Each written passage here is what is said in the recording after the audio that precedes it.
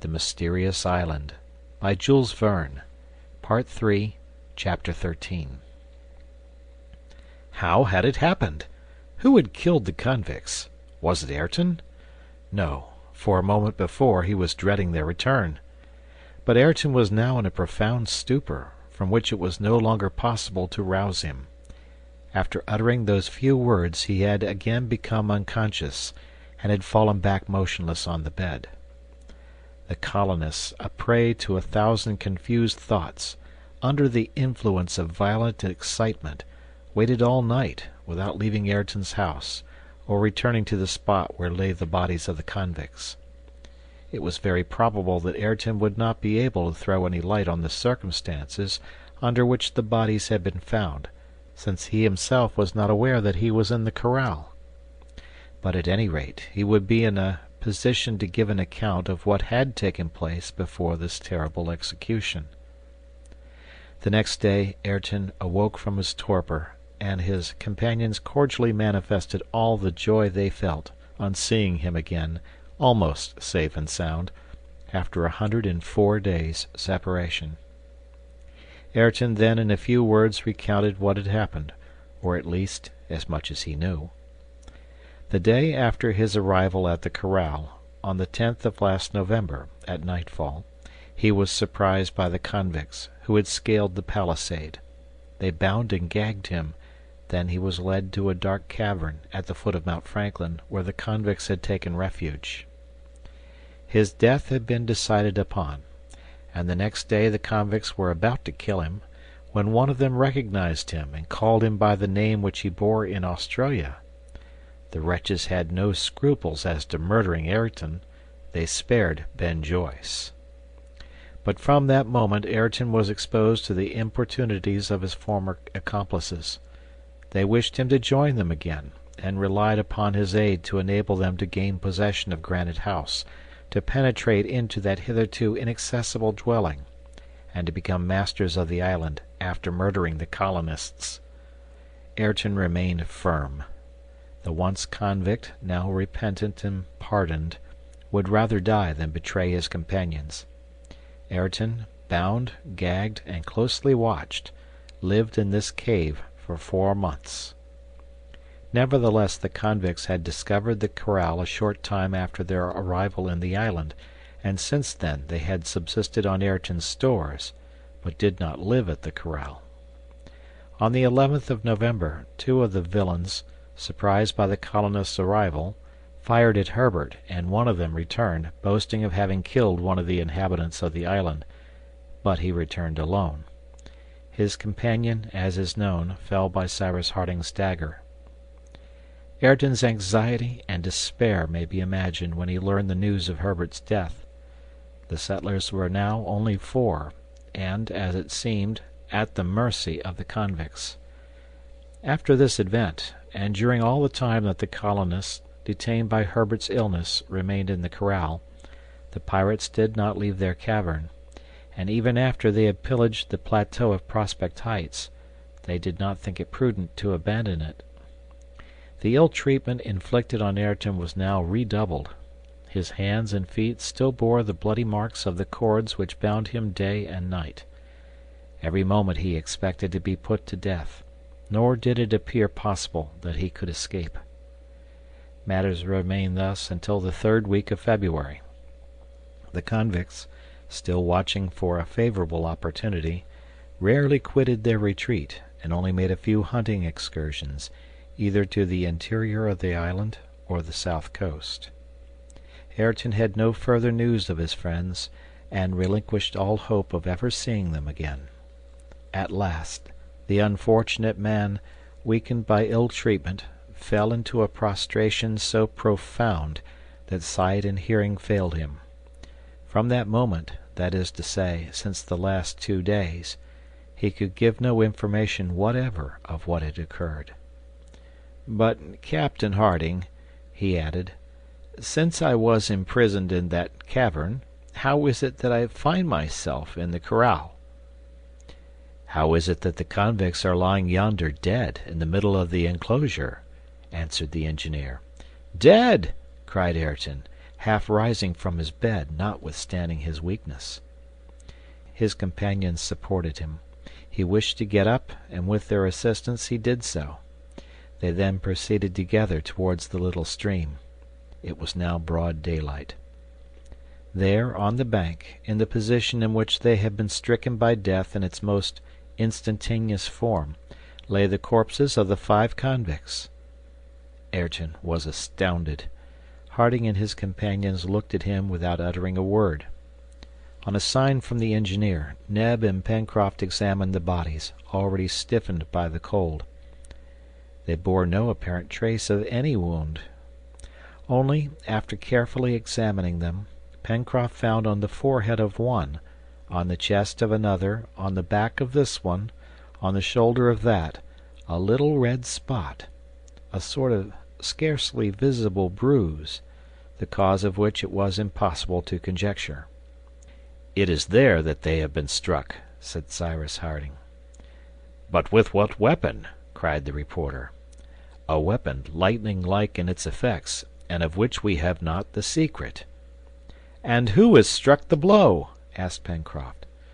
"The avenging power of the island," replied Harding. "He who brought you here, Ayrton, whose influence has once more manifested itself, who does for us all that which we cannot do for ourselves, and who, his will accomplished, conceals himself from us." "Let us make search for him, then," exclaimed Pencroft. "Yes, we will search for him," answered Harding, "but we shall not discover this powerful being who performs such wonders until he pleases to call us to him." This invisible protection, which rendered their own action unavailing, both irritated and piqued the engineer. The relative inferiority which it proved was of a nature to wound a haughty spirit. A generosity evinced in such a manner as to elude all tokens of gratitude implied a sort of disdain on those on whom the obligation was conferred, which in Cyrus Harding's eyes marred in some degree the worth of the benefit. "Let us search," he resumed, "and God grant that we may some day be permitted to prove to this haughty protector that he has not to deal with ungrateful people. What would I not give could we repay him, by rendering him in our turn, although at the price of our lives, some signal service?" From this day the thoughts of the inhabitants of Lincoln Island were solely occupied with the intended search. Everything incited them to discover the answer to this enigma, an answer which would only be the name of a man endowed with a truly inexplicable and in some degree superhuman power. In a few minutes the settlers re-entered the house, where their influence soon restored to Ayrton his moral and physical energy. Neb and Pencroft carried the corpses of the convicts into the forest, some distance from the corral, and buried them deep in the ground. Ayrton was then made acquainted with the facts which had occurred during his seclusion. He learned Herbert's adventures, and through what various trials the colonists had passed. As to the settlers, they had despaired of ever seeing Ayrton again, and had been convinced that the convicts had ruthlessly murdered him.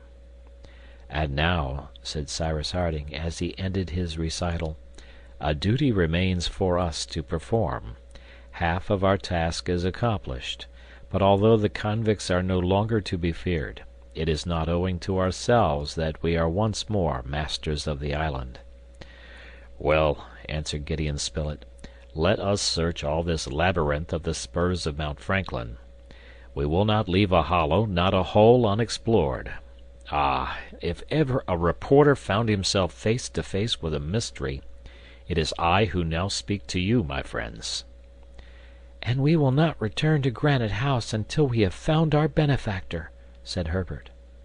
"Yes," said the engineer, "we will do all that is humanly possible to do. But I repeat, we shall not find him until he himself permits us." "Shall we stay at the corral?" asked Pencroft. "We shall stay here," answered Harding. "Provisions are abundant, and we are here in the very center of the circle we have to explore. Besides, if necessary, the cart will take us rapidly to Granite House." "Good," answered the sailor. "Only I have a remark to make." "What is it?" "Here is the fine season getting on, and we must not forget that we have a voyage to make." "A voyage?" asked Gideon Spilett. "Yes, to Tabor Island," answered Pencroft.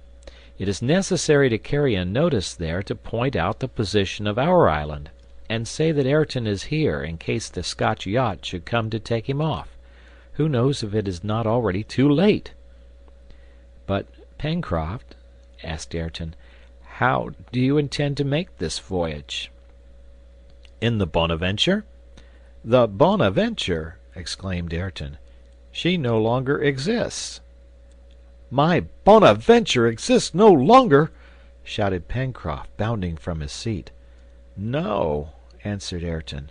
"The convicts discovered her in her little harbor only 8 days ago. They put to sea in her and," said Pencroft, his heart beating, "and not having Bob Harvey to steer her, they ran on the rocks, and the vessel went to pieces."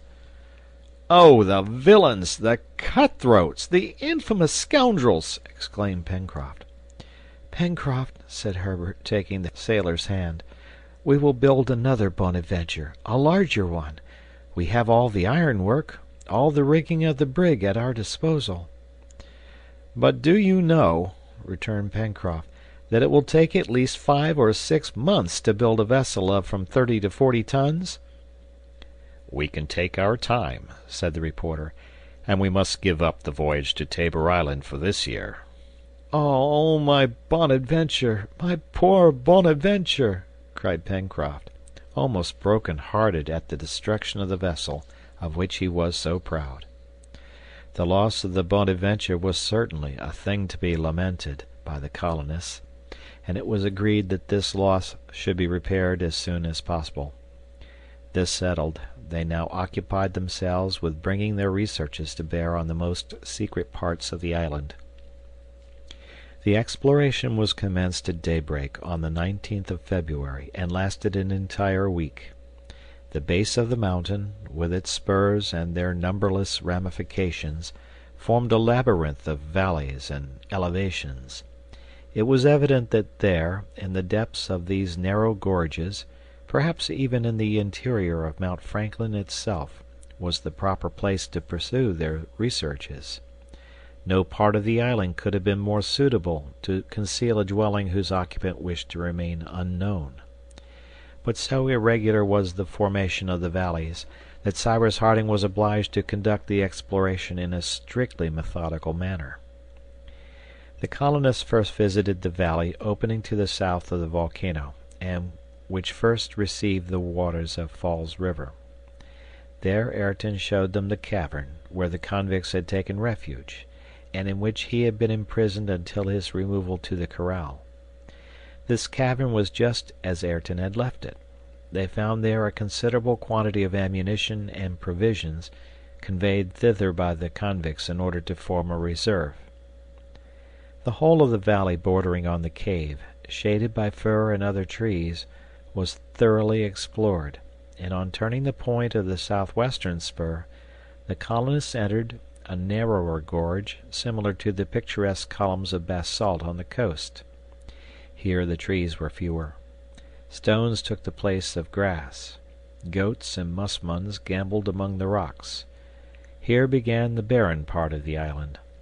It could already be seen that, of the numerous valleys branching off at the base of Mount Franklin, 3 only were wooded and rich in pasturage like that of the corral, which bordered on the west on the Falls River Valley, and on the east on the Red Creek Valley.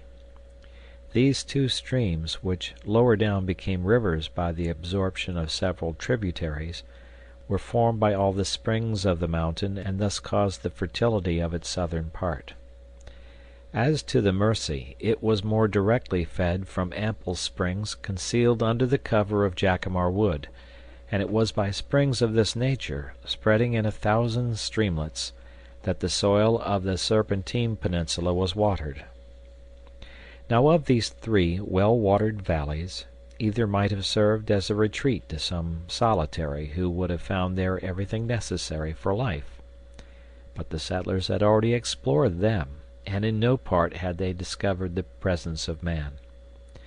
Was it then in the depths of those barren gorges, in the midst of the piles of rock, in the rugged northern ravines, among the streams of lava, that this dwelling and its occupant would be found? The northern part of Mount Franklin was at its base composed solely of two valleys, wide, not very deep, without any appearance of vegetation, strewn with masses of rock, paved with lava, and varied with great blocks of mineral. This region required a long and careful exploration. It contained 1,000 cavities, comfortless no doubt, but perfectly concealed and difficult of access. The colonists even visited dark tunnels, dating from the volcanic period, still black with the passage of the fire, and penetrated into the depths of the mountain. They traversed these somber galleries, waving lighted torches. They examined the smallest excavations. They sounded the shallowest depths, but all was dark and silent. It did not appear that the foot of man had ever before trodden these ancient passages, or that his arm had ever displaced one of these blocks, which remained as the volcano had cast them up above the waters at the time of the submersion of the island. However, although these passages appeared to be absolutely deserted, and the obscurity was complete, Cyrus Harding was obliged to confess that absolute silence did not reign there. On arriving at the end of one of these gloomy caverns, extending several hundred feet into the interior of the mountain, he was surprised to hear a deep rumbling noise, increased in intensity by the sonorousness of the rocks.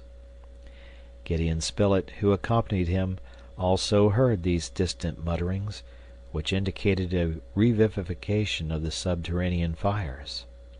Several times both listened, and they agreed that some chemical process was taking place in the bowels of the earth. "Then the volcano is not totally extinct?" said the reporter. "It is possible that since our exploration of the crater," replied Cyrus Harding, "some change has occurred. Any volcano, although considered extinct, may evidently again burst forth." "But if an eruption of Mount Franklin occurred," asked Spilett, "would there not be some danger to Lincoln Island?" "I do not think so," answered the engineer.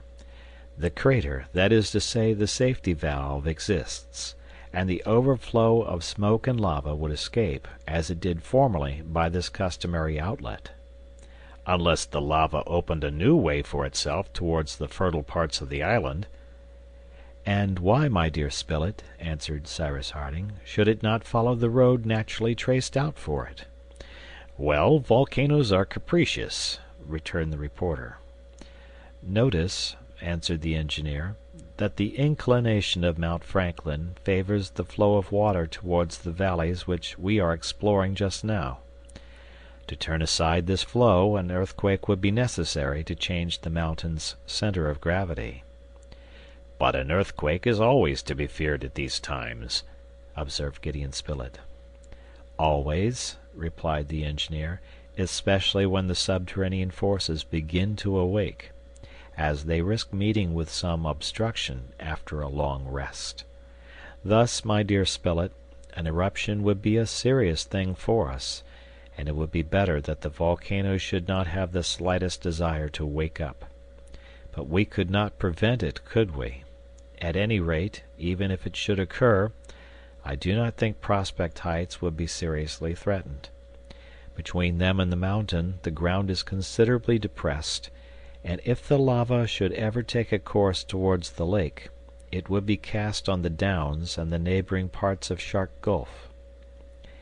"We have not yet seen any smoke at the top of the mountain to indicate an approaching eruption," said Gideon Spilett. "No," answered Harding.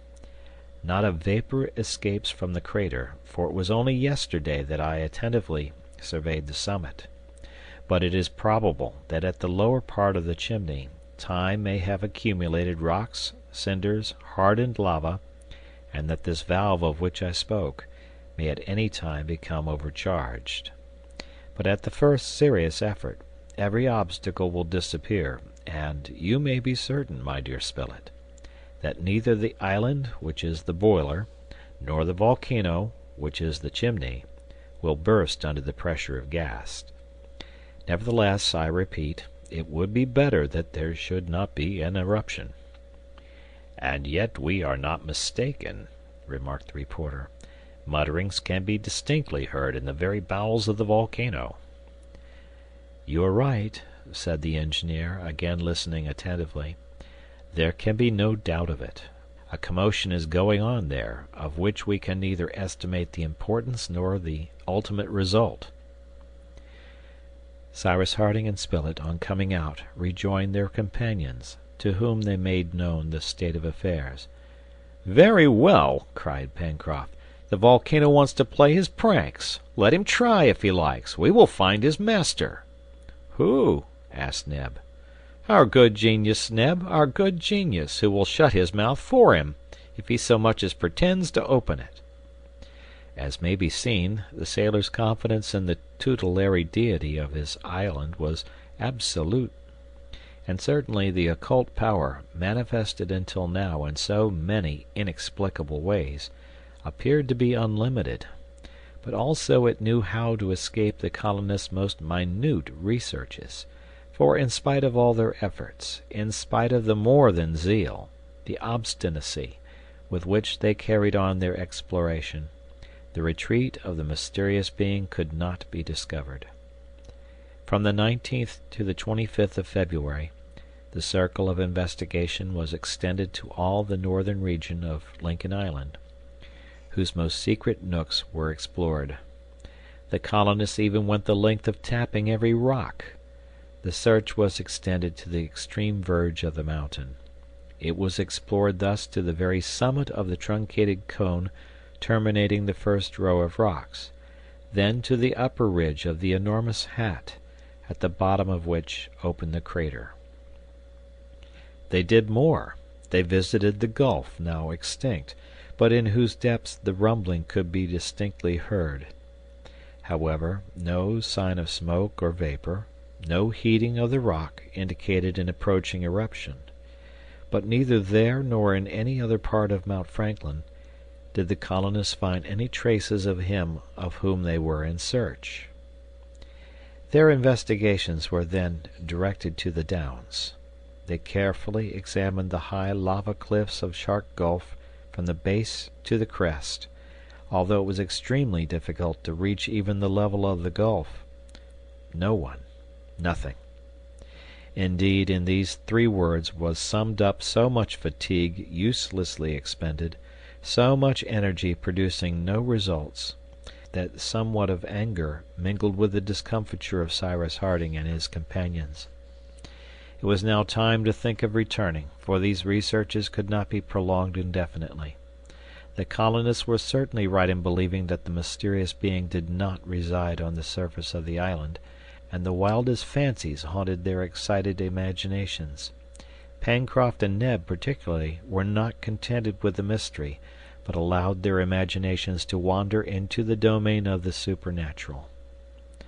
On the 25th of February, the colonists re-entered Granite House, and by means of the double cord carried by an arrow to the threshold of the door, they re-established communication between their habitation and the ground. A month later they commemorated, on the 25th of March, the 3rd anniversary of their arrival on Lincoln Island.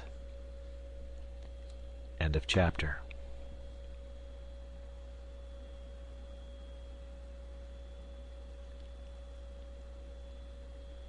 The Mysterious Island by Jules Verne, Part 3, Chapter 14.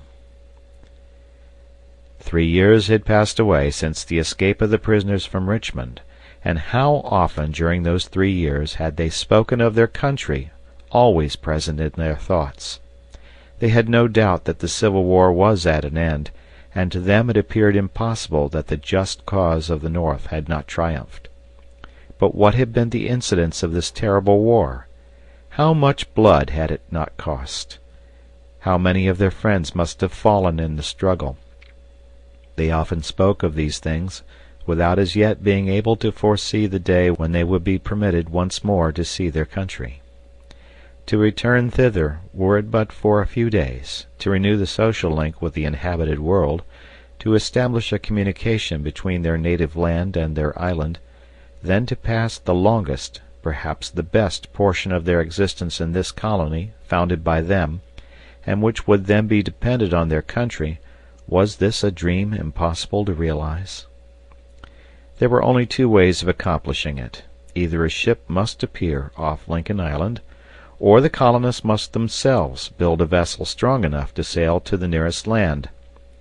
"Unless," said Pencroft, "our good genius himself provides us with the means of returning to our country." And really, had any one told Pencroft and Neb that a ship of 300 tons was waiting for them in Shark Gulf or at Port Balloon, they would not even have made a gesture of surprise. In their state of mind nothing appeared improbable.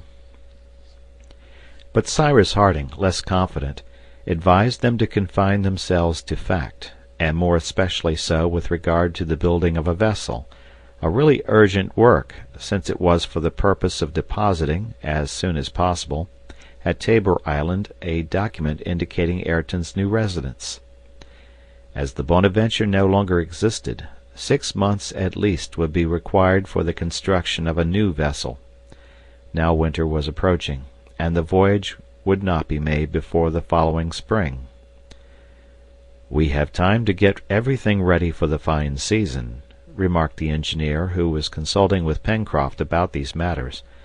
"I think, therefore, my friend, that since we have to rebuild our vessel, it will be best to give her larger dimensions.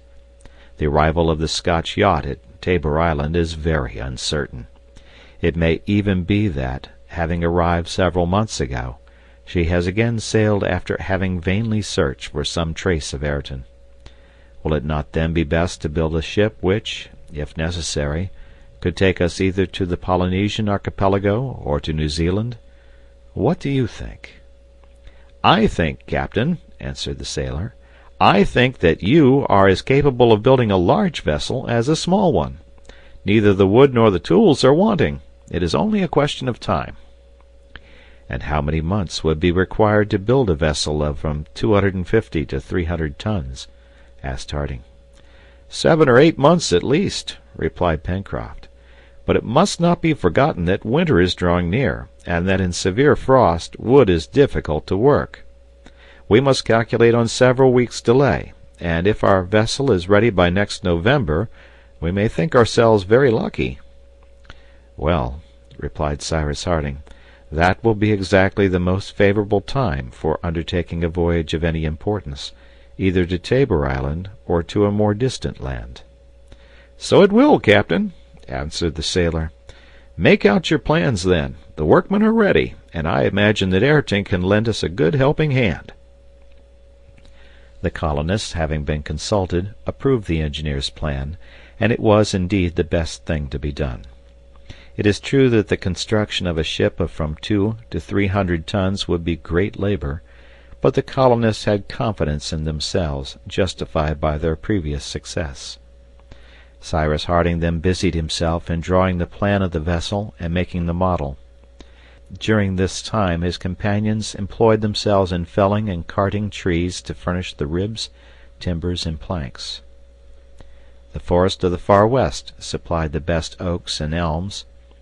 They took advantage of the opening already made on their last excursion to form a practicable road, which they named the Far West Road, and the trees were carried to the Chimneys, where the dockyard was established.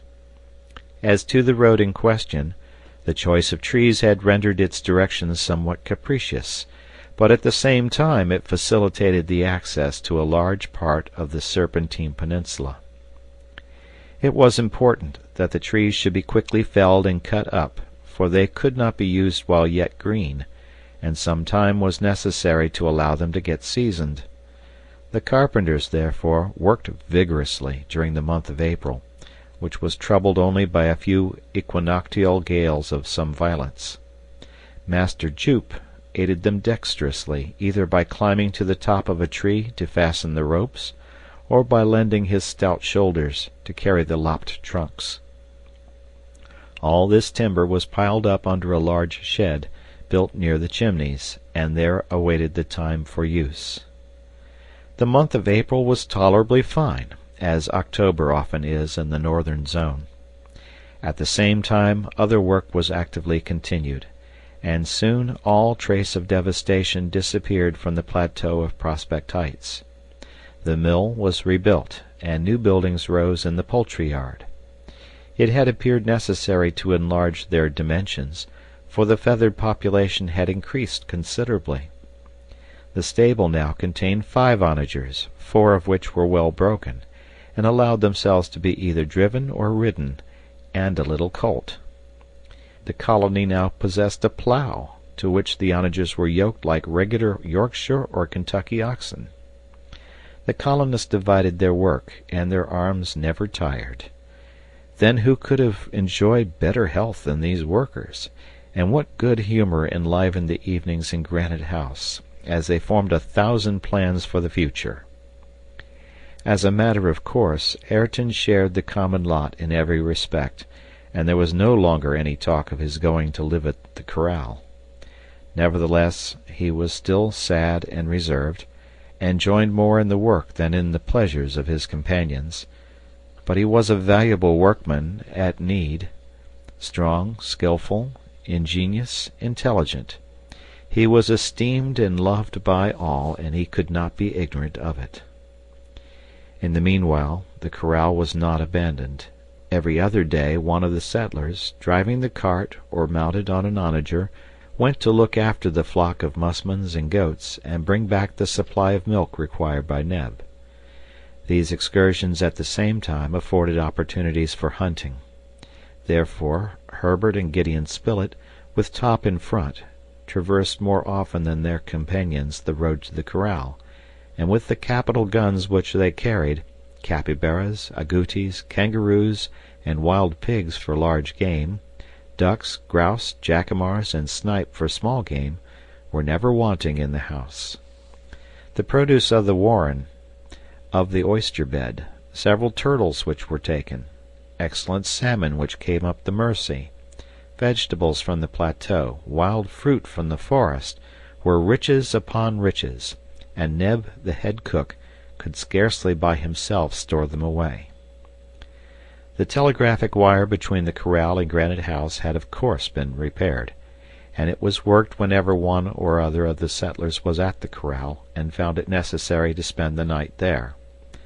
Besides, the island was safe now, and no attacks were to be feared, at any rate from men.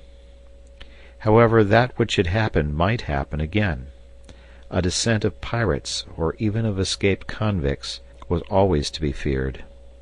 It was possible that companions or accomplices of Bob Harvey had been in the secret of his plans, and might be tempted to imitate him. The colonists, therefore, were careful to observe the sea around the island, and every day their telescope covered the horizon enclosed by Union and Washington Bays. When they went to the corral they examined the sea to the west with no less attention, and by climbing the spur their gaze extended over a large section of the western horizon. Nothing suspicious was discerned, but still it was necessary for them to be on their guard. The engineer one evening imparted to his friends a plan which he had conceived for fortifying the corral. It appeared prudent to him to heighten the palisade, and to flank it with a sort of blockhouse, which, if necessary, the settlers could hold against the enemy. Granite House might, by its very position, be considered impregnable. Therefore the corral, with its buildings, its stores, and the animals it contained, would always be the object of pirates, whoever they were, who might land on the island, and should the colonists be obliged to shut themselves up there, they ought also to be able to defend themselves without any disadvantage. This was a project which might be left for consideration, and they were, besides, obliged to put off its execution until the next spring. About the 15th of May the keel of the new vessel lay along the dockyard, and soon the stern and sternpost, mortised at each of its extremities, rose almost perpendicularly. The keel, of good oak, measured 110 feet in length, this allowing a width of 25 feet to the midship beam. But this was all the carpenters could do before the arrival of the frost and bad weather. During the following week they fixed the first of the stern timbers, but were then obliged to suspend work. During the last days of the month the weather was extremely bad. The wind blew from the east, sometimes with the violence of a tempest. The engineer was somewhat uneasy on account of the dockyard sheds, which besides he could not have established in any other place near to Granite House, for the islet only imperfectly sheltered the shore from the fury of the open sea, and in great storms the waves beat against the very foot of the granite cliff. But very fortunately these fears were not realized. The wind shifted to the southeast, and there the beach of Granite House was completely covered by Flotsam Point. Pencroft and Ayrton, the most zealous workmen at the new vessel, pursued their labor as long as they could. They were not men to mind the wind tearing at their hair, nor the rain wetting them to the skin, and a blow from a hammer is worth just as much in bad as in fine weather. But when a severe frost succeeded this wet period, the wood, its fibers acquiring the hardness of iron, became extremely difficult to work, and about the 10th of June shipbuilding was obliged to be entirely discontinued. Cyrus Harding and his companions had not omitted to observe how severe was the temperature during the winters of Lincoln Island. The cold was comparable to that experienced in the states of New England, situated at almost the same distance from the equator. In the northern hemisphere, or at any rate in the part occupied by British America and the north of the United States, this phenomenon is explained by the flat conformation of the territories bordering on the pole, and on which there is no intumescence of the soil to oppose any obstacle to the north winds. Here in Lincoln Island this explanation would not suffice. "It has even been observed," remarked Harding one day to his companions, "that in equal latitudes the islands and coast regions are less tried by the cold than inland countries. I have often heard it asserted that the winters of Lombardy, for example, are not less rigorous than those of Scotland, which results from the sea restoring during the winter the heat which it received during the summer. Islands are, therefore, in a better situation for benefiting by this restitution."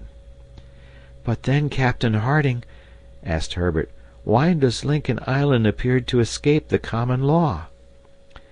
"That is difficult to explain," answered the engineer. "However, I should be disposed to conjecture that this peculiarity results from the situation of the island in the southern hemisphere, which, as you know, my boy, is colder than the northern hemisphere." "Yes," said Herbert, "and icebergs are met with in lower latitudes in the south than in the north of the Pacific." "That is true," remarked Pencroft, "and when I have been serving on board whalers I have seen icebergs off Cape Horn." "The severe cold experienced in Lincoln Island," said Gideon Spilett, "may then perhaps be explained by the presence of floes or icebergs comparatively near to Lincoln Island."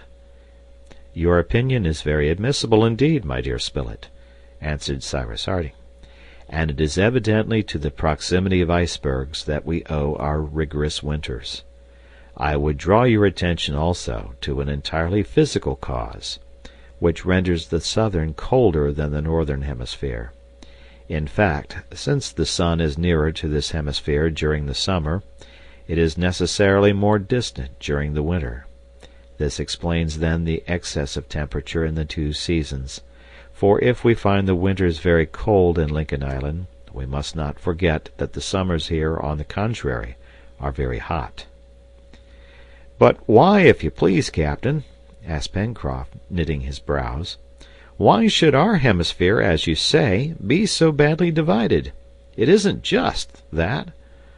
"Friend Pencroft," answered the engineer, laughing, "whether just or not, we must submit to it, and here lies the reason for this peculiarity. The earth does not describe a circle around the sun, but an ellipse, as it must by the laws of rational mechanics.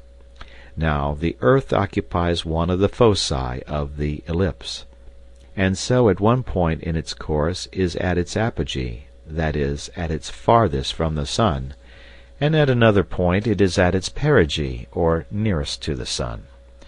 Now it happens that it is during the winter of the southern countries that it is at its most distant point from the sun, and consequently in a situation for those regions to feel the greatest cold.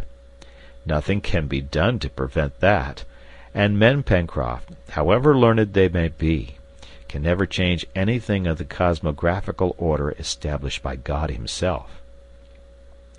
"And yet," added Pencroft, persisting, "the world is very learned. What a big book, Captain, might be made with all that is known!"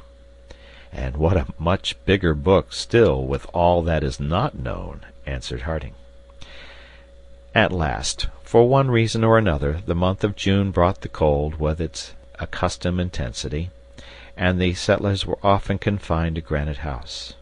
Ah, how wearisome this imprisonment was to them, and more particularly to Gideon Spilett.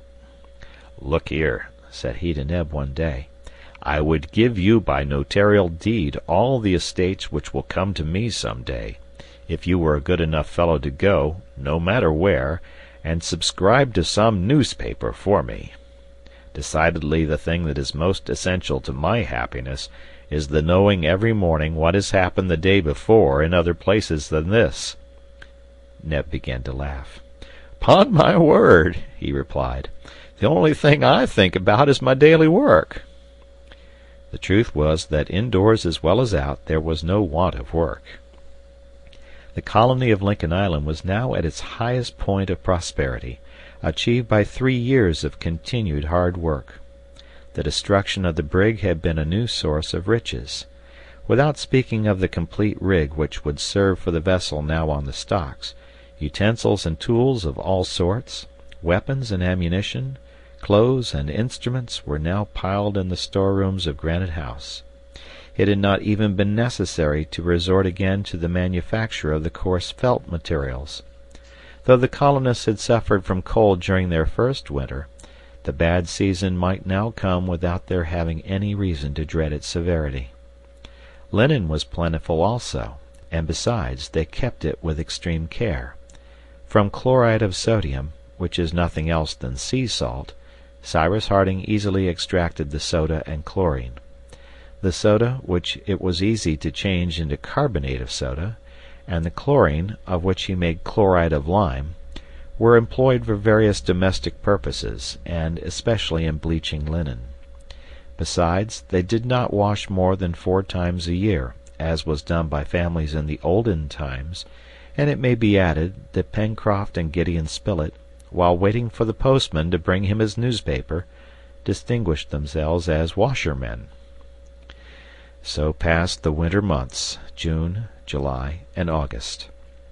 They were severe, and the average observations of the thermometer did not give more than 8 degrees of Fahrenheit. It was therefore lower in temperature than the preceding winter.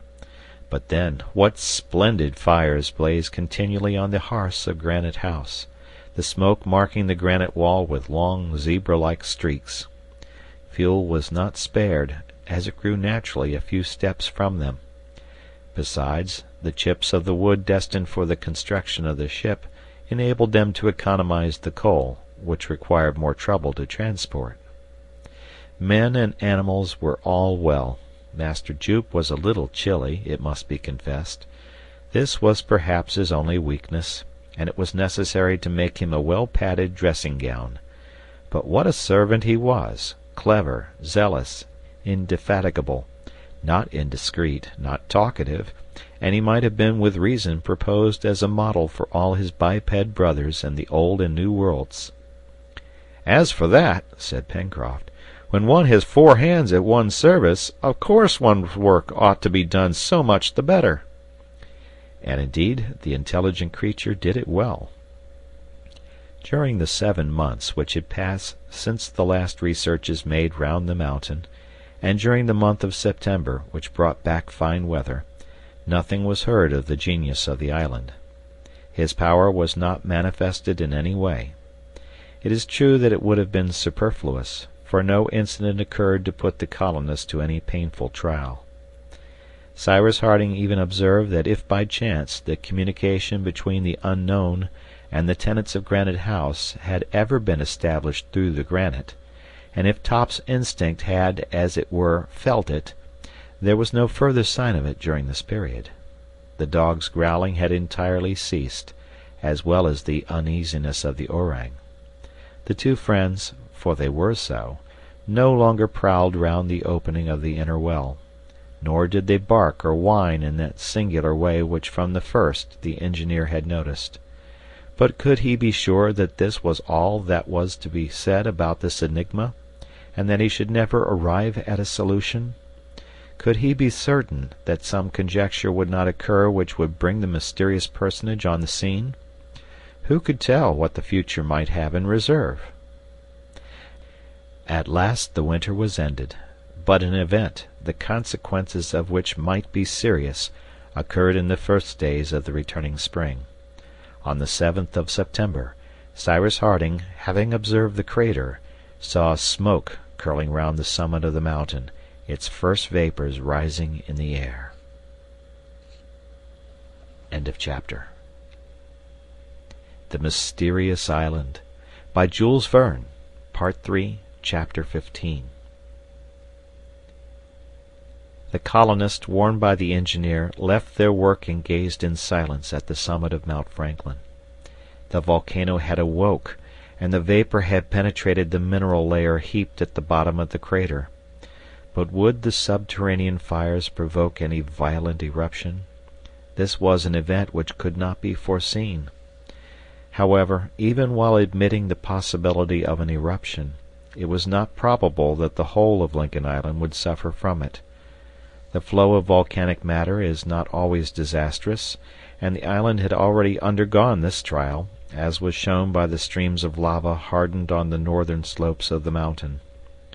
Besides, from the shape of the crater, the opening broken in the upper edge, the matter will be thrown to the side opposite the fertile regions of the island. However, the past did not necessarily answer for the future. Often at the summit of volcanoes the old craters close and new ones open. This had occurred in the two hemispheres, at Etna, Popocatépetl, at Orizaba, and on the eve of an eruption there is everything to be feared. In fact, an earthquake, a phenomenon which often accompanies volcanic eruptions, is enough to change the interior arrangement of a mountain and to bring new outlets for the burning lava. Cyrus Harding explained these things to his companions, and without exaggerating the state of things, he told them all the pros and cons. After all, they could not prevent it. It did not appear likely that Granite House would be threatened unless the ground was shaken by an earthquake. But the corral would be in great danger should a new crater open in the southern side of Mount Franklin. From that day, the smoke never disappeared from the top of the mountain, and it could even be perceived that it increased in height and thickness, without any flame mingling in its heavy volumes. The phenomenon was still concentrated in the lower part of the central crater. However, with the fine days work had been continued. The building of the vessel was hastened as much as possible, and by means of the waterfall on the shore, Cyrus Harding managed to establish an hydraulic sawmill, which rapidly cut up the trunks of trees into planks and joists. The mechanism of this apparatus was as simple as those used in the rustic sawmills of Norway. A first horizontal movement to move the piece of wood, a second vertical movement to move the saw, this was all that was wanted, and the engineer succeeded by means of a wheel, 2 cylinders, and pulleys properly arranged. Towards the end of the month of September, the skeleton of the vessel, which was to be rigged as a schooner, lay in the dockyard. The ribs were almost entirely completed, and all the timbers having been sustained by a provisional band, the shape of the vessel could already be seen.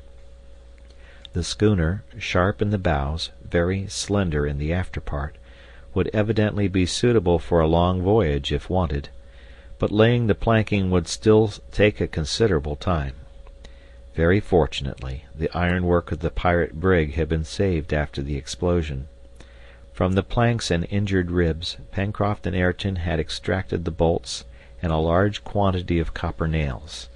It was so much work saved for the smiths, but the carpenters had much to do. Shipbuilding was interrupted for a week for the harvest, the haymaking, and the gathering in of the different crops on the plateau. This work finished, every moment was devoted to finishing the schooner. When night came, the workmen were really quite exhausted. So as not to lose any time, they had changed the hours for their meals. They dined at 12 o'clock, and only had their supper when daylight failed them. They then ascended to Granite House, when they were always ready to go to bed. Sometimes, however, when the conversation bore on some interesting subject, the hour for sleep was delayed for a time. The colonists then spoke of the future, and talked willingly of the changes which a voyage in the schooner to inhabited lands would make in their situation. But always in the midst of these plans prevailed the thought of a subsequent return to Lincoln Island. Never would they abandon this colony, founded with so much labor and with such success, and to which a communication with America would afford a fresh impetus. Pencroft and Neb especially hoped to end their days there. "Herbert," said the sailor, "you will never abandon Lincoln Island?" "Never, Pencroft, and especially if you make up your mind to stay there." "That was made up long ago, my boy," answered Pencroft. "I shall expect you. You will bring me your wife and children, and I shall make jolly chaps of your youngsters." "That's agreed," replied Herbert, laughing and blushing at the same time. "And you, Captain Harding," resumed Pencroft enthusiastically, "you will still be the governor of the island. Ah, how many inhabitants could it support? 10,000 at least." They talked in this way, allowing Pencroft to run on, and at last the reporter actually started a newspaper, the New Lincoln Herald. So is man's heart. The desire to perform a work which will endure, which will survive him, is the origin of his superiority over all other living creatures here below. It is this which has established his dominion, and this it is which justifies it over all the world. After that, who knows if Jup and Top had not themselves their little dream of the future? Ayrton silently said to himself that he would like to see Lord Glenarvan again, and show himself to all restored. One evening, on the 15th of October, the conversation was prolonged later than usual. It was 9 o'clock. Already, long, badly concealed yawns gave warning of the hour of rest, and Pencroft was proceeding towards his bed, when the electric bell, placed in the dining-room, suddenly rang. All were there, Cyrus Harding, Gideon Spilett, Herbert, Ayrton, Pencroft, Neb. Therefore none of the colonists were at the corral. Cyrus Harding rose. His companions stared at each other, scarcely believing their ears. "What does that mean?" cried Neb. "Was it the devil who rang it?" No one answered. "The weather is stormy," observed Herbert. "Might not its influence of electricity—" Herbert did not finish his phrase. The engineer, towards whom all eyes were turned, shook his head negatively. "We must wait," said Gideon Spilett. "If it is a signal, whoever it may be who has made it, he will renew it." "But who do you think it is?" cried Neb. "Who?" answered Pencroft. "But he—" The sailor's sentence was cut short by a new tinkle of the bell. Harding went to the apparatus and sent this question to the corral. "What do you want?" A few minutes later the needle, moving on the alphabetic dial, gave this reply to the tenants of Granite House: "Come to the corral immediately." "At last!" exclaimed Harding. Yes, at last, the mystery was about to be unveiled. The colonists' fatigue had disappeared before the tremendous interest which was about to urge them to the corral, and all wish for rest had ceased. Without having uttered a word, in a few moments they had left Granite House and were standing on the beach. Jupe and Top alone were left behind. They could do without them. The night was black. The new moon had disappeared at the same time as the sun. As Herbert had observed, great stormy clouds formed a lowering and heavy vault, preventing any star rays. A few lightning flashes, reflections from a distant storm, illuminated the horizon.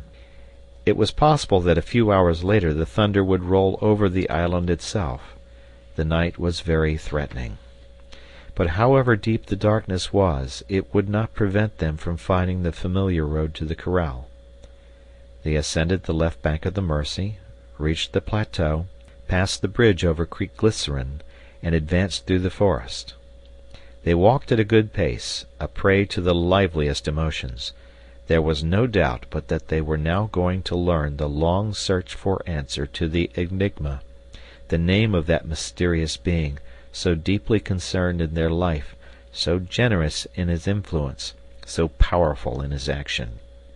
Must not this stranger have indeed mingled with their existence, have known the smallest details, have heard all that was said in Granite House, to have been able always to act in the very nick of time?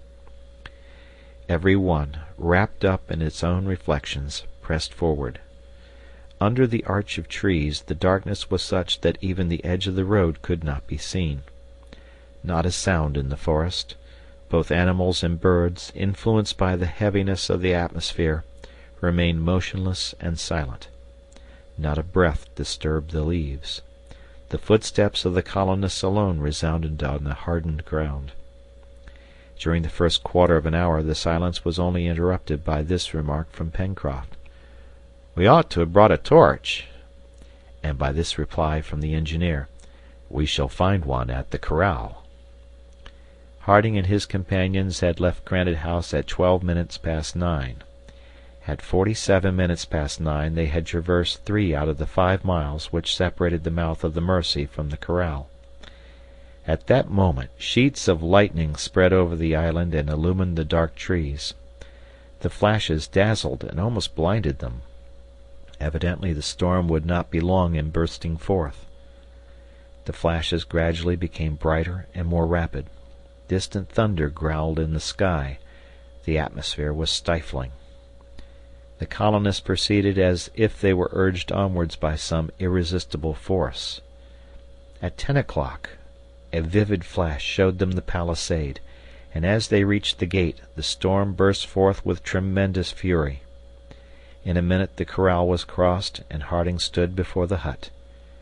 Probably the house was occupied by the stranger, since it was from thence that the telegram had been sent. However, no light shone through the window.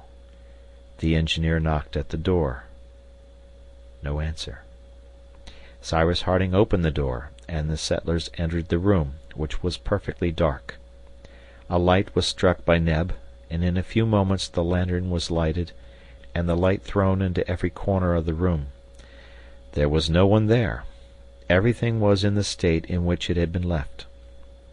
"Have we been deceived by an illusion?" murmured Cyrus Harding. No, that was not possible.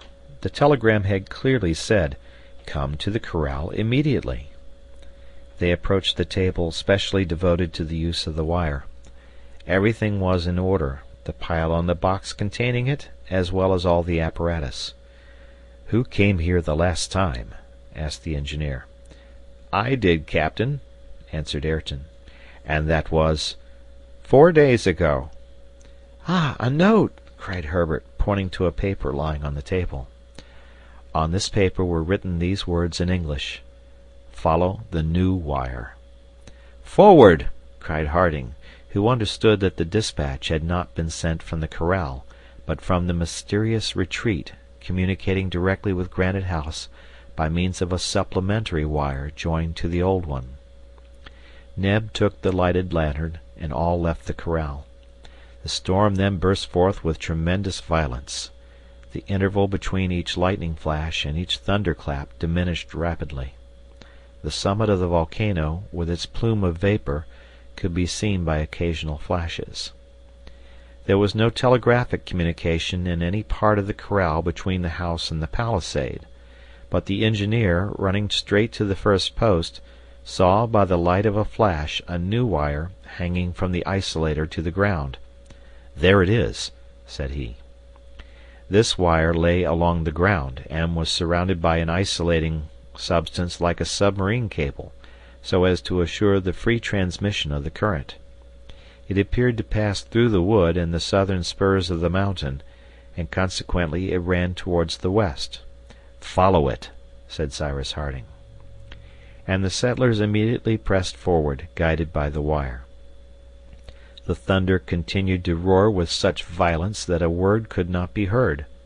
However, there was no occasion for speaking, but to get forward as fast as possible. Cyrus Harding and his companions then climbed the spur rising between the Corral Valley and that of Falls River, which they crossed at its narrowest part. The wire, sometimes stretched over the lower branches of the trees, sometimes lying on the ground, guided them surely. The engineer had supposed that the wire would perhaps stop at the bottom of the valley, and that the strangers' retreat would be there. Nothing of the sort. They were obliged to ascend the southwestern spur, and redescend on that arid plateau terminated by the strangely wild basalt cliff. From time to time one of the colonists stooped down and felt for the wire with his hands, but there was now no doubt that the wire was running directly towards the sea. There, to a certainty, in the depths of those rocks, was the dwelling so long sought for in vain. The sky was literally on fire. Flash succeeded flash. Several struck the summit of the volcano in the midst of the thick smoke. It appeared there as if the mountain was vomiting flame. At a few minutes to 11, the colonists arrived on the high cliff overlooking the ocean to the west. The wind had risen. The surf roared 500 feet below. Harding calculated that they had gone a mile and a half from the corral. At this point the wire entered among the rocks, following the steep side of a narrow ravine. The settlers followed it at the risk of occasioning a fall of the slightly balanced rocks, and being dashed into the sea. The descent was extremely perilous, but they did not think of the danger. They were no longer masters of themselves, and an irresistible attraction drew them towards this mysterious place, as the magnet draws iron. Thus they almost unconsciously descended this ravine, which even in broad daylight would have been considered impracticable. The stones rolled and sparkled like fiery balls when they crossed through the gleams of light. Harding was first, Ayrton last. On they went, step by step. Now they slid over the slippery rock, then they struggled to their feet and scrambled on. At last the wire touched the rocks on the beach. The colonists had reached the bottom of the basalt cliff. There appeared a narrow ridge, running horizontally and parallel with the sea. The settlers followed the wire along it. They had not gone 100 paces when the ridge, by a moderate incline, sloped down to the level of the sea. The engineer seized the wire and found that it disappeared beneath the waves. His companions were stupefied. A cry of disappointment, almost a cry of despair, escaped them. Must they then plunge beneath the water and seek there for some submarine cavern? In their excited state they would not have hesitated to do it. The engineer stopped them. He led his companions to a hollow in the rocks, and there, "We must wait," said he. "The tide is high. At low water the way will be open." "But what can make you think," asked Pencroft, "he would not have called us if the means had been wanting to enable us to reach him?" Cyrus Harding spoke in a tone of such thorough conviction that no objection was raised. His remark, besides, was logical. It was quite possible that an opening, practicable at low water, though hidden now by the high tide, opened at the foot of the cliff. There was some time to wait. The colonists remained silently crouching in a deep hollow. Rain now began to fall in torrents. The thunder was re-echoed among the rocks with a grand sonorousness. The colonists' emotion was great. 1,000 strange and extraordinary ideas crossed their brains, and they expected some grand and superhuman apparition, which alone could come up to the notion they had formed of the mysterious genius of the island. At midnight, Harding, carrying the lantern, descended to the beach to reconnoiter. The engineer was not mistaken. The beginning of an immense excavation could be seen under the water. There the wire, bending at a right angle, entered the yawning gulf. Cyrus Harding returned to his companions and said simply, "In an hour the opening will be practicable." "Is it there, then?" said Pencroft. "Did you doubt it?" returned Harding. "But this cavern must be filled with water to a certain height," observed Harbert. "Either the cavern will be completely dry," replied Harding, "and in that case we can traverse it on foot, or it will not be dry, and some means of transport will be put at our disposal." An hour passed. All climbed down through the rain to the level of the sea. There was now 8 feet of the opening above the water.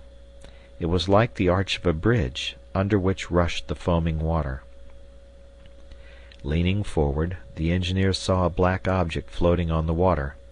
He drew it towards him. It was a boat, moored to some interior projection of the cave. This boat was iron-plated.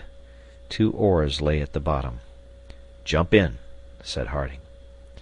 In a moment the settlers were in the boat. Neb and Ayrton took the oars, Pencroft the rudder. Cyrus Harding in the bows, with a lantern, lighted the way. The elliptical roof, under which the boat at first passed, suddenly rose, but the darkness was too deep, and the light of the lantern too slight, for either the extent, length, height, or depth of the cave to be ascertained. Solemn silence reigned in this basaltic cavern. Not a sound could penetrate into it, even the thunder peals could not pierce its thick sides. Such immense caves exist in various parts of the world, natural crypts dating from the geological epoch of the globe. Some are filled by the sea, others contain entire lakes in their sides. Such is Fingal's cave in the island of Staffa, one of the Hebrides.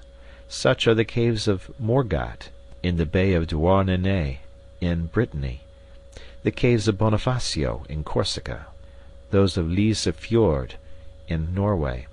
Such are the immense Mammoth caverns in Kentucky, 500 feet in height and more than 20 miles in length. In many parts of the globe nature has excavated these caverns and preserved them for the admiration of man. Did the cavern which the settlers were now exploring extend to the center of the island? For a quarter of an hour the boat had been advancing, making detours, indicated to Pencroft by the engineer in short sentences, when all at once, "More to the right," he commanded. The boat, altering its course, ran up alongside the right wall. The engineer wished to see if the wire still ran along the side. The wire was there fastened to the rock. "Forward," said Harding. And the 2 oars, plunging into the dark waters, urged the boat onwards.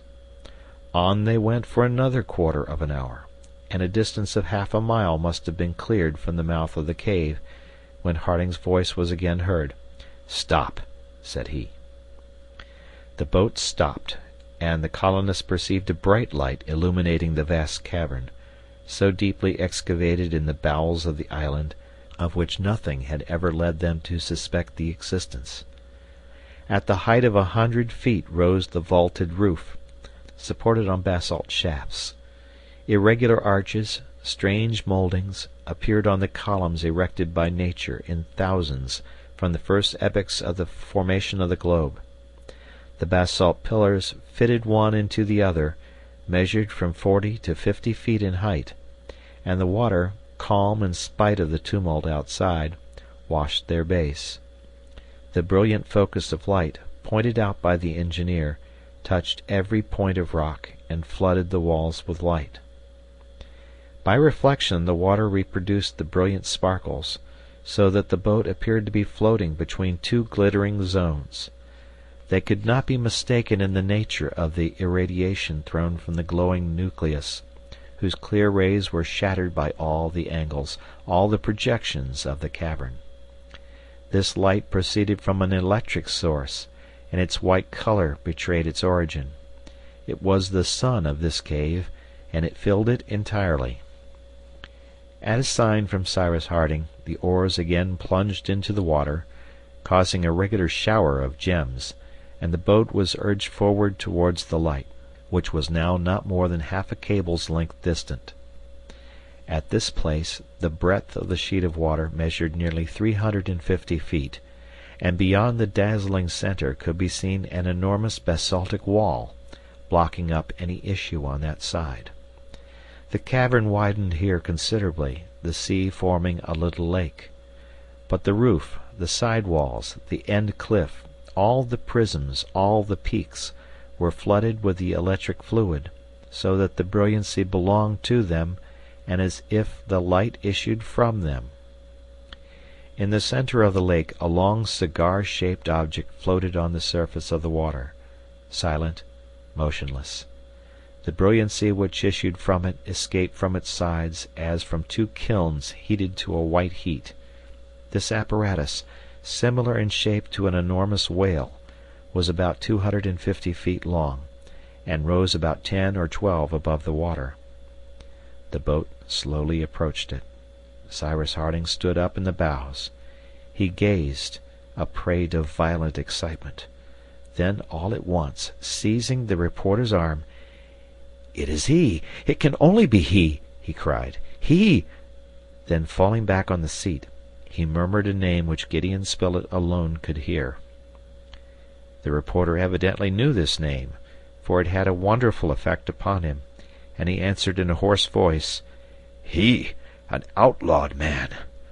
"He!" said Harding. At the engineer's command, the boat approached this singular floating apparatus. The boat touched the left side, from which escaped a ray of light through a thick glass. Harding and his companions mounted on the platform. An open hatchway was there. All darted down the opening. At the bottom of the ladder was a deck, lighted by electricity. At the end of this deck was a door, which Harding opened. A richly ornamented room, quickly traversed by the colonists, was joined to a library, over which a luminous ceiling shed a flood of light. At the end of the library a large door, also shut, was opened by the engineer. An immense saloon, a sort of museum, in which were heaped up, with all the treasures of the mineral world, works of art, marvels of industry, appeared before the eyes of the colonists, who almost thought themselves suddenly transported into a land of enchantment. Stretched on a rich sofa they saw a man, who did not appear to notice their presence. Then Harding raised his voice, and to the extreme surprise of his companions, he uttered these words: "Captain Nemo, you asked for us. We are here." End of chapter. The Mysterious Island by Jules Verne, Part 3, Chapter 16. At these words the reclining figure rose, and the electric light fell upon his countenance. A magnificent head, the forehead high, the glance commanding, beard white, hair abundant and falling over the shoulders. His hand rested upon the cushion of the divan from which he had just risen. He appeared perfectly calm. It was evident that his strength had been gradually undermined by illness, but his voice seemed yet powerful, as he said in English, and in a tone which evinced extreme surprise, "Sir, I have no name." "Nevertheless, I know you," replied Cyrus Harding. Captain Nemo fixed his penetrating gaze upon the engineer, as though he were about to annihilate him. Then, falling back amid the pillows of the divan, "After all, what matters now?" he murmured. "I am dying." Cyrus Harding drew near the captain, and Gideon Spilett took his hand. It was of a feverish heat. Ayrton, Pencroft, Herbert, and Neb stood respectfully apart in an angle of the magnificent saloon, whose atmosphere was saturated with the electric fluid. Meanwhile Captain Nemo withdrew his hand, and motioned the engineer and the reporter to be seated. All regarded him with profound emotion. Before them they beheld that being whom they had styled the genius of the island, the powerful protector whose intervention, in so many circumstances, had been so efficacious, the benefactor to whom they owed such a debt of gratitude.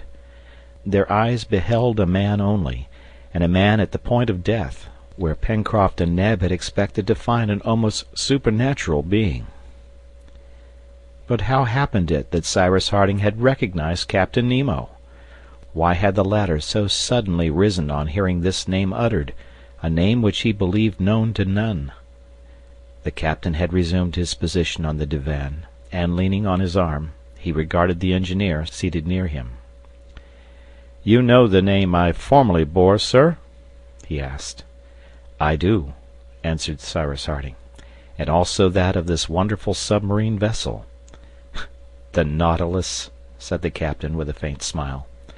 "The Nautilus." "But do you know who I am?" "I do." "It is nevertheless many years since I have held any communication with the inhabited world. 3 long years have I passed in the depth of the sea, the only place where I have found liberty. Who then can have betrayed my secret?" "A man who was bound to you by no tie, Captain Nemo, and who, consequently, cannot be accused of treachery." "The Frenchman who was cast on board my vessel by chance 16 years since?" "The same." "He and his 2 companions did not then perish in the maelstrom, in the midst of which the Nautilus was struggling?" "They escaped, and a book has appeared under the title of 20,000 Leagues Under the Sea, which contains your history." "The history of a few months only of my life," interrupted the captain impetuously. "It is true," answered Cyrus Harding, "but a few months of that strange life have sufficed to make you known—" "As a great criminal, doubtless," said Captain Nemo, a haughty smile curling his lips. "Yes, a rebel, perhaps an outlaw against humanity." The engineer was silent. "Well, sir?" "It is not for me to judge you, Captain Nemo," answered Cyrus Harding, "at any rate as regards your past life. I am, with the rest of the world, ignorant of the motives which induced you to adopt this strange mode of existence, and I cannot judge of effects without knowing their causes. But what I do know is, that a beneficent hand has constantly protected us since our arrival in Lincoln Island, that we all owe our lives to a good, generous, and powerful being, and that this being so powerful, good, and generous, Captain Nemo, is yourself." "It is I," answered the captain simply. The engineer and the reporter rose. Their companions had drawn near, and the gratitude with which their hearts were charged was about to express itself in their gestures and words. Captain Nemo stopped them by a sign, and in a voice which betrayed more emotion than he doubtless intended to show. "Wait till you have heard all," he said. Footnote: The history of Captain Nemo has, in fact, been published under the title of 20,000 Leagues Under the Sea.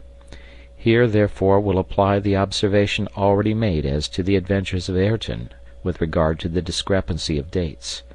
Readers should therefore refer to the note already published on this point. End of footnote. And the captain, in a few concise sentences, ran over the events of his life. His narrative was short, yet he was obliged to summon up his whole remaining energy to arrive at the end. He was evidently contending against extreme weakness. Several times Cyrus Harding entreated him to repose for a while, but he shook his head, as a man to whom the morrow may never come, and when the reporter offered his assistance, "It is useless," he said. "My hours are numbered." Captain Nemo was an Indian, the Prince Dakkar, son of a Rajah of the then independent territory of Bundelkund. His father sent him, when 10 years of age, to Europe, in order that he might receive an education in all respects complete, and in the hopes that by his talents and knowledge he might one day take a leading part in raising his long degraded and heathen country to a level with the nations of Europe. From the age of 10 years to that of 30, Prince Dakkar, endowed by nature with her richest gifts of intellect, accumulated knowledge of every kind, and in science, literature, and art his researches were extensive and profound. He traveled over the whole of Europe. His rank and fortune caused him to be everywhere sought after, but the pleasures of the world had for him no attractions. Though young and possessed of every personal advantage, he was ever grave, somber even, devoured by an unquenchable thirst for knowledge, and cherishing in the recesses of his heart the hope that he might become a great and powerful ruler of a free and enlightened people. Still, for long the love of science triumphed over all other feelings. He became an artist deeply impressed by the marvels of art, a philosopher to whom no one of the higher sciences was unknown, a statesman versed in the policy of European courts. To the eyes of those who observed him superficially, he might have passed for one of those cosmopolitans, curious of knowledge, but disdaining action, one of those opulent travelers, haughty and cynical, who move incessantly from place to place and are of no country. This artist, this philosopher, this man was, however, still cherishing the hope instilled into him from his earliest days. Prince Dakkar returned to Bundelkund in the year 1849. He married a noble Indian lady, who was imbued with an ambition not less ardent than that by which he was inspired. 2 children were born to them, whom they tenderly loved. But domestic happiness did not prevent him from seeking to carry out the object at which he aimed. He waited an opportunity. At length, as he vainly fancied, it presented itself. Instigated by princes equally ambitious and less sagacious and more unscrupulous than he was, the people of India were persuaded that they might successfully rise against their English rulers, who had brought them out of a state of anarchy and constant warfare and misery, and had established peace and prosperity in their country. Their ignorance and gross superstition made them the facile tools of their designing chiefs. In 1857 the great Sepoy revolt broke out. Prince Dakkar, under the belief that he should thereby have the opportunity of attaining the object of his long-cherished ambition, was easily drawn into it. He forthwith devoted his talents and wealth to the service of this cause.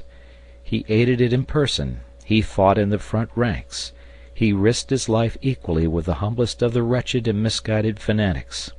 He was 10 times wounded in 20 engagements, seeking death but finding it not. But at length the sanguinary rebels were utterly defeated, and the atrocious mutiny was brought to an end. Never before had the British power in India been exposed to such danger, and if, as they had hoped, the Sepoys had received assistance from without, the influence and supremacy in Asia of the United Kingdom would have been a thing of the past. The name of Prince Dakkar was at that time well known. He had fought openly and without concealment. A price was set upon his head, but he managed to escape from his pursuers. Civilization never recedes. The law of necessity ever forces it onwards. The Sepoys were vanquished, and the land of the Rajas of old fell again under the rule of England. Prince Dakkar, unable to find that death he courted, returned to the mountain fastnesses of Bundelkund. There, alone in the world, overcome by disappointment at the destruction of all his vain hopes, a prey to profound disgust for all human beings, filled with hatred of the civilized world, he realized the wreck of his fortune, assembled some score of his most faithful companions, and one day disappeared, leaving no trace behind. Where, then, did he seek that liberty denied him upon the inhabited earth? Under the waves, in the depths of the ocean, where none could follow. The warrior became the man of science. Upon a deserted island of the Pacific he established his dockyard, and there a submarine vessel was constructed from his designs. By methods which will at some future day be revealed, he had rendered subservient the illimitable forces of electricity, which, extracted from inexhaustible sources, was employed for all the requirements of his floating equipage, as a moving, lighting, and heating agent.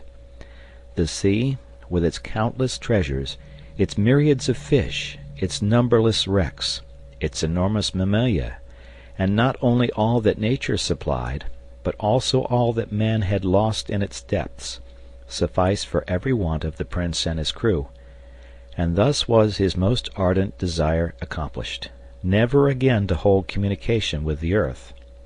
He named his submarine vessel the Nautilus, called himself simply Captain Nemo, and disappeared beneath the seas. During many years this strange being visited every ocean, from pole to pole. Outcast of the inhabited earth, in these unknown worlds he gathered incalculable treasures. The millions lost in the Bay of Vigo in 1702 by the galleons of Spain furnished him with a mine of inexhaustible riches which he devoted always, anonymously, in favor of those nations who fought for the independence of their country. Footnote: this refers to the insurrection of the Candiotes, who were in fact largely assisted by Captain Nemo. End of footnote.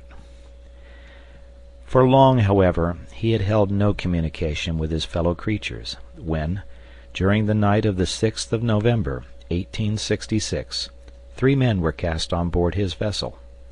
They were a French professor, his servant, and a Canadian fisherman. These 3 men had been hurled overboard by a collision which had taken place between the Nautilus and the United States frigate Abraham Lincoln, which had chased her. Captain Nemo learned from this professor that the Nautilus, taken now for a gigantic mammal of the whale species, now for a submarine vessel carrying a crew of pirates, was sought for in every sea. He might have returned these 3 men to the ocean, from whence chance had brought them in contact with his mysterious existence. Instead of doing this, he kept them prisoners, and during 7 months they were enabled to behold all the wonders of a voyage of 20,000 leagues under the sea. One day, the 22nd of June, 1867, these 3 men, who knew nothing of the past history of Captain Nemo, succeeded in escaping in one of the Nautilus's boats. But as at this time the Nautilus was drawn into the vortex of the Maelstrom off the coast of Norway, the captain naturally believed that the fugitives, engulfed in that frightful whirlpool, found their death at the bottom of the abyss. He was unaware that the Frenchman and his 2 companions had been miraculously cast on shore, that the fishermen of the Lofoten Islands had rendered them assistance, and that the professor, on his return to France, had published that work in which 7 months of the strange and eventful navigation of the Nautilus were narrated and exposed to the curiosity of the public. For a long time after this, Captain Nemo continued to live thus, traversing every sea, but one by one his companions died, and found their last resting place in their cemetery of coral in the bed of the Pacific. At last Captain Nemo remained the solitary survivor of all those who had taken refuge with him in the depths of the ocean. He was now 60 years of age. Although alone, he succeeded in navigating the Nautilus towards one of those submarine caverns which had sometimes served him as a harbor.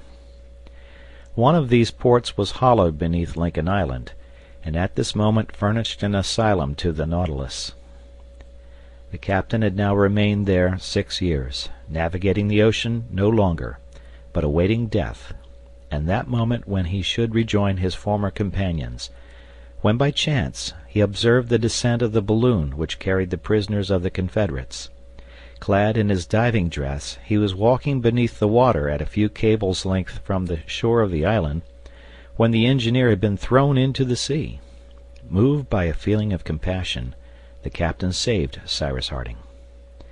His first impulse was to fly from the vicinity of the 5 castaways, but his harbor refuge was closed, for in consequence of an elevation of the basalt produced by the influence of volcanic action, he could no longer pass through the entrance of the vault. Though there was sufficient depth of water to allow a light craft to pass the bar, there was not enough for the Nautilus, whose draught of water was considerable. Captain Nemo was compelled, therefore, to remain. He observed these men thrown without resources upon a desert island, but had no wish to be himself discovered by them.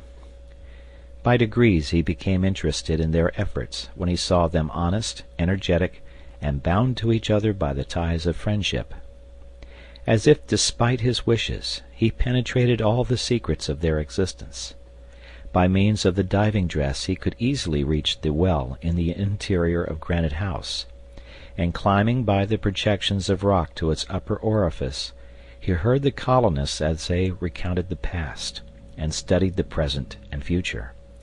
He learned from them the tremendous conflict of America with America itself for the abolition of slavery. Yes, these men were worthy to reconcile Captain Nemo with that humanity which they represented so nobly in the island. Captain Nemo had saved Cyrus Harding.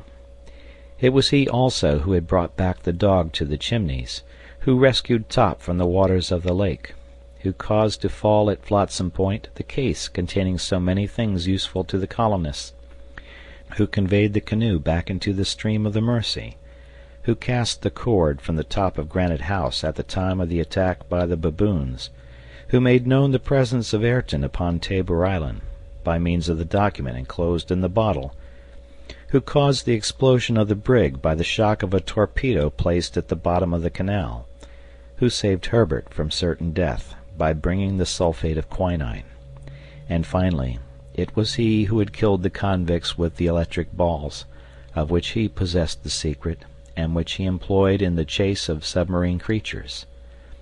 Thus were explained so many apparently supernatural occurrences, and which all proved the generosity and power of the captain. Nevertheless, this noble misanthrope longed to benefit his protégés still further. There yet remained much useful advice to give them, and, his heart being softened by the approach of death, he invited, as we are aware, the colonists of Granite House to visit the Nautilus by means of a wire which connected it with the corral. Possibly he would not have done this had he been aware that Cyrus Harding was sufficiently acquainted with his history to address him by the name of Nemo. The captain concluded the narrative of his life. Cyrus Harding then spoke. He recalled all the incidents which had exercised so beneficent an influence upon the colony, and in the names of his companions and himself, thanked the generous being to whom they owed so much. But Captain Nemo paid little attention. His mind appeared to be absorbed by one idea, and without taking the proffered hand of the engineer, "Now, sir," said he, "now that you know my history, your judgment." In saying this, the captain evidently alluded to an important incident witnessed by the three strangers thrown on board his vessel, and which the French professor had related in his work, causing a profound and terrible sensation. Some days previous to the flight of the professor and his two companions, the Nautilus, being chased by a frigate in the north of the Atlantic, had hurled herself as a ram upon this frigate and sunk her without mercy. Cyrus Harding understood the captain's allusion and was silent. "It was an enemy's frigate!" exclaimed Captain Nemo, transformed for an instant into the Prince Dakkar. "An enemy's frigate! It was she who attacked me. I was in a narrow and shallow bay. The frigate barred my way, and I sank her." A few minutes of silence ensued. Then the captain demanded, "What think you of my life, gentlemen?" Cyrus Harding extended his hand to the ci-devant prince, and replied gravely, "Sir, your error was in supposing that the past can be resuscitated, and in contending against inevitable progress. It is one of those errors which some admire, others blame, which God alone can judge. He who is mistaken in an action which he sincerely believes to be right may be an enemy, but retains our esteem. Your error is one that we may admire, and your name has nothing to fear from the judgment of history, which does not condemn heroic folly, but its results." The old man's breast swelled with emotion, and, raising his hand to heaven, "Was I wrong? or in the right," he murmured. Cyrus Harding replied, "All great actions return to God, from whom they are derived. Captain Nemo, we, whom you have succored, shall ever mourn your loss." Herbert, who had drawn near the captain, fell on his knees and kissed his hand. A tear glistened in the eyes of the dying man. "My child," he said, "may God bless you." End of chapter.